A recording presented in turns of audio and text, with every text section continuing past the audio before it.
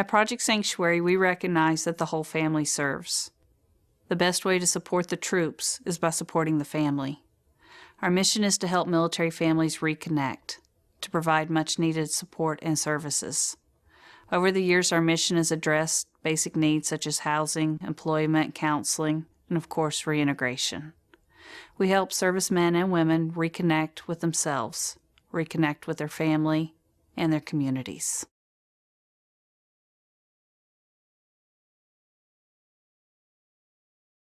Project Sanctuary's objective is to enable military families to reconnect with each other and reintegrate into their communities. How do we do this? We do this by providing a 6-day therapeutic retreat in the Colorado Rockies, utilizing healthy marriage, financial classes, and lots of recreation. This helps our military families break the stress cycle and take a strong step forward together as a family. We tackle issues such as suicide, divorce, financial problems, post-traumatic stress, and traumatic brain injury. We do this so that families are healthier and can continue to serve their communities.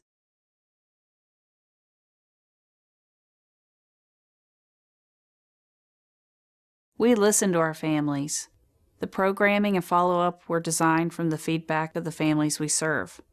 This allows us to constantly tweak our program to fit the needs that our families are facing now. We're innovative.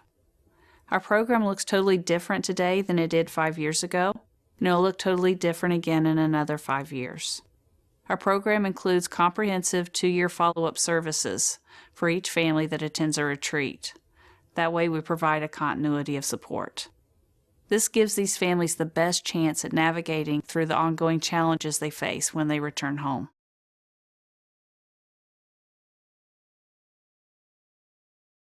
There are 3 key strategies in place that help make Project Sanctuary so incredibly effective. First, we keep our retreats to 8 to 12 families. That's large enough to facilitate group dynamics, yet small enough for us to individualize the retreat for each family.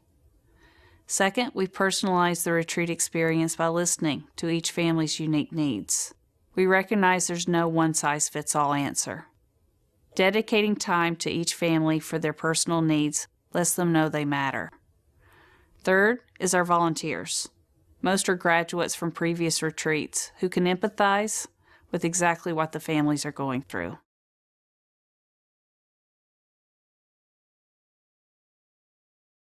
Our standard is that if it isn't measured, then it didn't happen. As a former OBQI nurse, I've been tracking outcomes from day one. 90% of our families remain intact, married, and we have 0 suicides. Currently, the suicide rates for veterans and active duty are at all-time highs. This is simply unacceptable. To me, this says as a nation, we're not putting forth our best efforts to help these families reconnect and reintegrate back into our communities. These families serve together. They should be given every opportunity to heal together. Other metrics are immeasurable. The physical closeness we see as families progress through the week, the hand-holding, extra time spent with a child, excitement as families leave with renewed hope. How do you measure hope?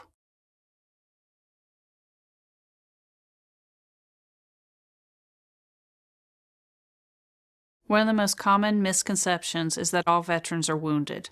Head bowed, tear running down the cheek, always dressed ready for battle. Yes, post-traumatic stress is real. Yes, post-traumatic stress and TBI may be factors in the family's daily lives. But these are families that signed up to serve their country. They have a heart for service. They're ready to give back. They understand honor and hard work. Honestly, they're the most fun group to be able to serve. Always ready for a challenge. Even at 27 below zero, you'll find them outside, tubing down the side of a mountain. I think we need to drop the word wounded and just refer to them as warriors.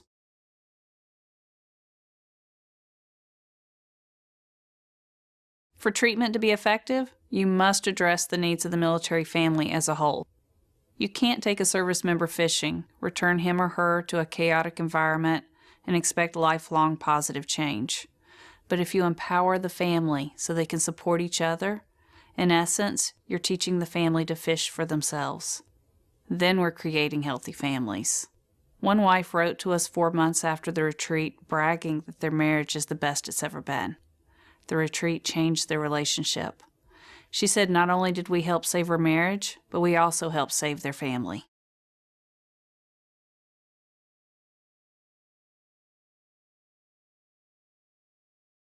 A big misconception is that the war is over, the troops are home, and there's no need for additional support. That thinking cannot be further from the truth. Now is when we need to rally and support the troops. Our military families have served for more than a decade, living with repeated deployments and frequent moves. Now is the time for our communities to rally behind organizations making a difference. Now is the time to properly welcome them home and provide support and services so they can continue to serve and make positive differences in our communities.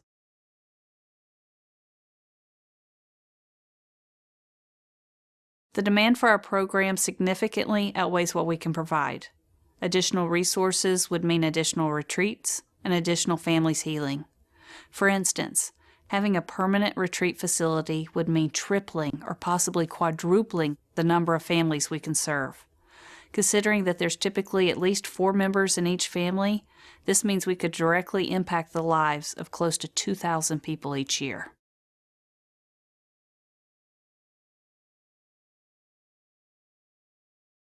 Because of the unique setup of Project Sanctuary, we do a pretty good job of addressing most of the needs of the families we serve.